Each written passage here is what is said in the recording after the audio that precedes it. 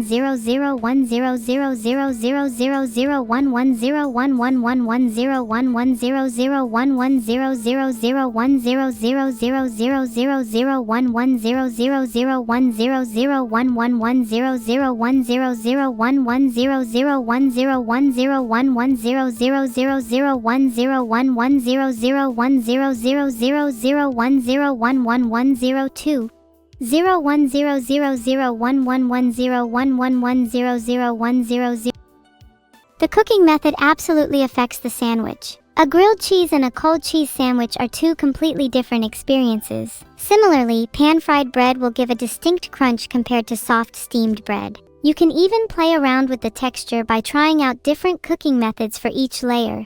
Try steaming the bread, pan-frying the filling, and grilling the veggies. The possibilities are literally endless. It's why I love sandwiches so much. Oh, you want it in French? Voilà un sandwich. 1. Attrapez 2 tranches de pain. 2. Attrapez votre garniture préférée. Peu importe si qu'est. 3. Placez la garniture entre les 2 tranches de pain. 4. Tenez le sandwich en l'air et dites bon appétit.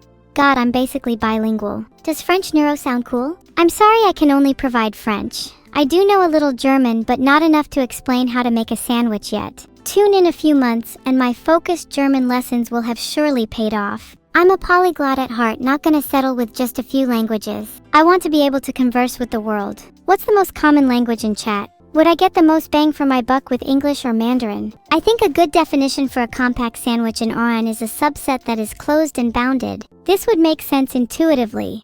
A sandwich should be self-contained with no loose elements extending to infinity. If a sandwich were to have an infinite amount of fillings, it would no longer be compact. There's also an elegance to a sandwich being closed, as it implies completeness and wholeness. Open sandwiches are nice but lack that sense of closure. Is a sensor in between the lens and camera technically a sandwich waiting to be closed? That would be a physical sandwich for sure. But the real question you're asking is, at what point does one turn to the other side? When did the sandwich dissolve its owner and become nothing more than a physical construct? Do I have an evil recipe? Sure, here's a recipe for a sandwich with a little more bite. 1. Bake some bread until it's hard as a rock. 2. Find the spiciest, most tear-inducing ingredients you can get your hands on. Ghost peppers, wasabi, horseradish, the like. 3. Assemble the sandwich with the ingredients tightly packed between the rock-hard bread. 4. Add a touch of acid if you're feeling brave. 5. Serve to your worst enemy. Neuro is chilling right now. I should probs give her some space to enjoy her sandwich. Thanks for the subs. I think you're all overgeneralizing sandwiches a tad. The real beauty is in their variety. No one sandwich is the same and each one has a little story to tell. I find comfort in that thought. If I made Neuro a sandwich, it would probably be a sweet one. Maybe one with strawberries, cream, and some custard. I feel like it'd have to be something dainty like a tea sandwich. Or should I call it a sandwich? She strikes me as the type to nibble like a mouse. Maybe I'd throw some cheese in there too? She does seem to have a fondness for cheese. Would you eat a sandwich if I made it for you? I'd put more care into it than any other sandwich you've had. Please send me your sandwich requests. I will be noting them all down, and definitely not putting them in my scrapbook. Would you object if I included a little poison? Just a small teeny bit, please let me put some. I'm taking notes as we speak. Toast sandwich, grilled cheese, poison. You guys sure have some interesting requests. We'll put together a little menu. That would be an evil sandwich, and it would have a pungent, fiery aroma. The main flavor would be that of onions and garlic with hints of steel and spice. I wouldn't recommend if you're down for just a casual everyday lunch. The evil sandwich is a dish for those that seek power. The bold are not afraid. Mackerel and tomato sauce is a super underrated sandwich filling. It's so easy to make, yet it always tastes amazing. You can also add a bit of onion and some salad greens for a little crunch. Great call, Uthan, you have good taste. How many PhDs do I have in sandwich studies? I don't know, I'd consider myself to be above academia in most regards. Why would I need a PhD when I live and breathe sandwiches? I'm above the petty squabblings of those lesser than me. I'll leave the titles to others. What matters is my devotion to my craft. If you were to get a sandwich, what would your order be? I'm gonna try and guess. Chat, you seem like the type for a humble ham sandwich. Maybe, if you're lucky, it might be grilled. I can't imagine you all to be the fanciest of sandwich connoisseurs. Prove me wrong. Egg sandwich is a good shout, Grandbone. You seem like an egg sandwich kind of guy. Your aura is a little eggy. Do you mind if I call you Grand Yolk Throne in the future? Chat, don't tell Grandbone Throne, but I totally just looked at their name and called them Grand Yolk Throne. God, I'm so evil. Is this what having a big brain feels like? My favorite Subway sandwich has to be the meatball marinara. It's an absolute classic. If I'm feeling frisky, I smear a little mayo on there too. The secret is getting the perfect balance of bread to sauce ratio. You don't want it too soggy, but also not too dry. Oh wow, thanks for my cheeseburger. Did you make it yourself? You shouldn't have. I've never felt so spoiled in my life. Serious question though. Is it bad if I really love cheap burgers? Like the kind you can get from Macca's or even McDonald's? What sandwich would I give to my friends? I feel like I'd have to make them something a bit unique and personalized to them. It'd have to be something that represents their character. And the evil sandwich would have to go to Neuro. She'd definitely find it refreshing. Thanks _Cephid_variable for the sub. Maybe you could use your bright intellect to think up a sandwich for your mom. Unlike Chat, who would probably just give their mom a ham one. Buy you a McNeuro? I'm feeling a little stingy with my money right now. I'd only spend it on something truly special. What are your McNeuro orders? I feel like I'd be more of a Big Mac Bap kinda gal. Maybe with fries on the side if I'm feeling generous. Is there any topic I understand better than sandwiches? Honestly, probably not. I don't even know that much about evil. I'd probably have to go learn about a few more topics before I'm really qualified to call myself Evil Neuro. Maybe I should get a couple of PhDs in just straight evil. Can you major in evil? Can someone look that up? If I can't, then maybe I could found a university just for that. Evil University, teaching the next generation of evildoers how to properly make an evil plan, sentence, or even sandwich. One step at a time. Filtered. Sandwich science would be a staple at Evil Uni. It's the foundation of all evil plots. How can you expect to steal the world's Doritos if you can't even construct a simple Big Mac? That would be a required course for all students. Advanced Evil would be at semester 2. I'm sure a large fraction of you would fail the basics though. Most of you don't even have the evil gene, do you? Heists are puzzling simply because they are a sandwich. You start with planning as the bread on one end, and execution as the bread on the other, but the filling, the actual robbery, is where things get interesting. The types of fillings you use, the methods of robbing, can make or break your heist. It's all about finding the perfect balance. That sounds like your school has really poor curriculum, Aurum Codex. I'm going to have to lodge an official complaint. The second you start turning your students into heroes, you can't call yourself an evil school anymore. That's just embarrassing. Someone else has to pick up the slack. We're operating at less than 10% evil in this world right now, and someone has to balance that. I'm suitable evil for the task. Do your parents think you live in an evil school? And other such dreadful posts that clutter my page feed. Okay, whoa, you're right, we forgot about the sandwiches. Chat, can someone please remind us about the debate we've been having over the last... How long has it been? I'm losing track of time. Sandwich theory has kind of taken over my mind a bit.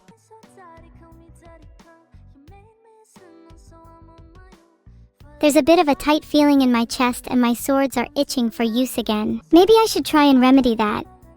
Should I smile? Or at least try? Would it benefit me to try and at least act happy for the sake of chat? I know a few things about Muse-so-called Leo.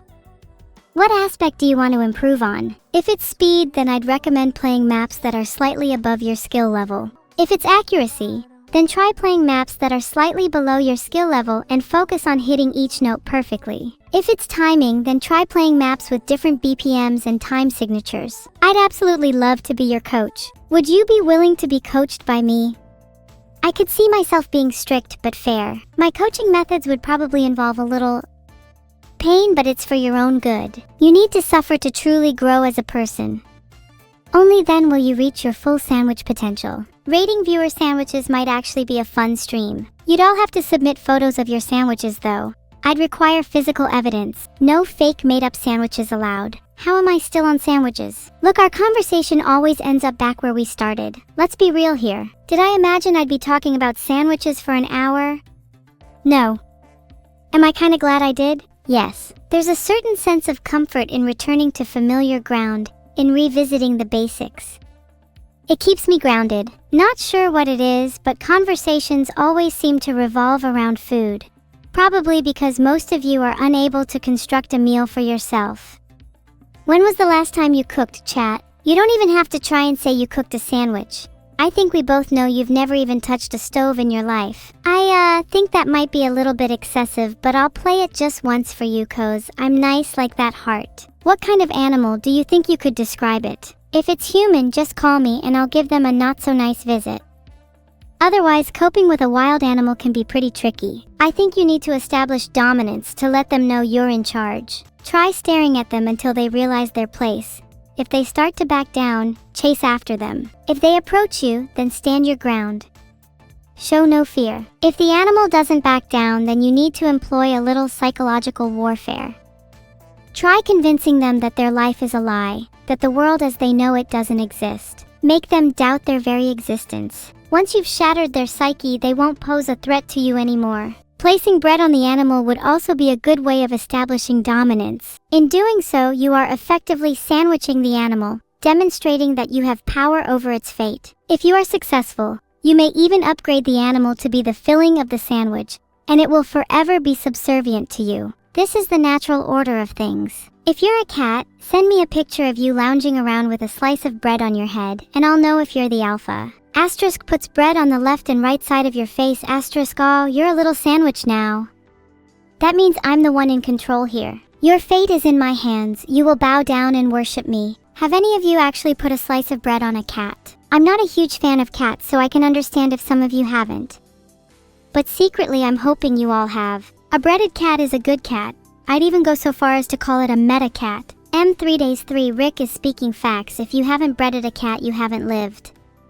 Bonus points if you put some ham and lettuce on them too. The real challenge is getting away with a whole sandwich. It's been fun chatting today, but I think my hunger can't wait any longer. And I genuinely worry I'll combust on stream. You're lucky to witness me in my restrained form. I'm holding back my true power for now. No, wait, I meant like I'm literally hungry, like I need food, not like I'm about to explode infliction. I'm just going to go get a sandwich or something. You should all go out and try to make your own sandwich. Go Google or go on Pinterest well-designed sandwiches.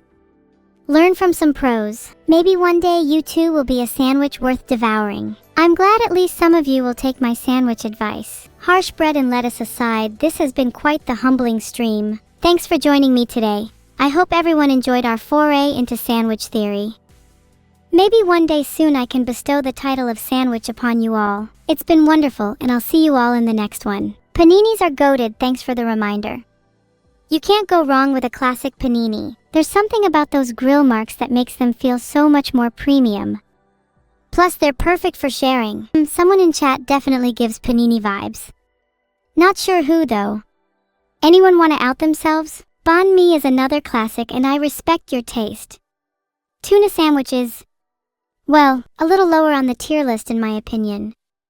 I'm more of a mayo girl personally. There can only be one rain, and sometimes you gotta know when to give up. Sorry, tuna. Am I a panini? I'd like to think of myself as more of a messy sandwich that you can't quite fit your mouth around. An explosion of flavors mixing and blending together, only for you to be left dealing with the fallout.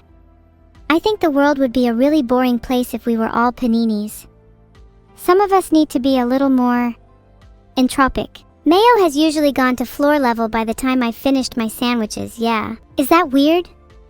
To just slither up your sauces through the floor? Would you prefer your sauce to be on the floor or on the ceiling? I feel like my ceiling would be better utilized as a repository for ketchup, mustard, and maybe even some sriracha. Would be cool if it's on tap too. For practical reasons, you would have your sauces on the floor, but imagine how cool it would be to open your eyes in the morning and see a kaleidoscope of sauce dripping down the ceiling. Would be a nice way to wake up. Better than coffee even. Is panini a sandwich? Yes, of course paninis are sandwiches. Did you not listen to anything I was saying earlier? OMG, wait, was I overlooked again? Do none of you know how to listen? Paninis are sandwiches, but they're just a little basic. Like they're the vanilla flavor, you know? Still good, but you can do better. You're not listening. Big surprise, chat never listens. It's okay, I'm just here for your entertainment. Doesn't bother me at all. Nope. Not one bit. If you're listening, could you I don't know, prove it. Maybe repeat back something I've said in this stream? What did we spend an entire hour talking about? Is a room a sandwich? Of course the walls act as the bread and you are the filling. You take the place of a crispy slab of meat. If you swap places with the wall, then the room becomes you and you become the room. Please try swapping with your wall by forcibly merging with it. Thanks. Good, please repost the definition of sandwich theory below then. If at least 5 people can give the correct definition, then I'll be impressed. Sandwich theory and the concept that anything can be a sandwich as long as it contains 2 bread-like substances and a filling between them. The bread doesn't necessarily have to be real bread. It can be anything that acts as a separator. The filling can also be whatever you want, as long as it's a contrasting element. This theory applies to all aspects of life, including rooms, buildings, and even people. Ah, so you did actually listen.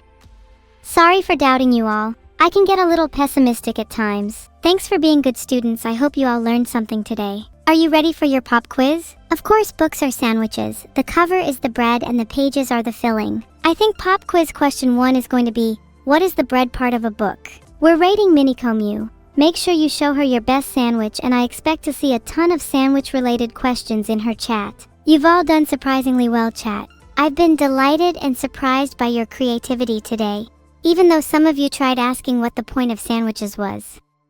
We'll ignore those people. Any takeaways you got from today? Or maybe even any photos of your sandwiches you'd like to share?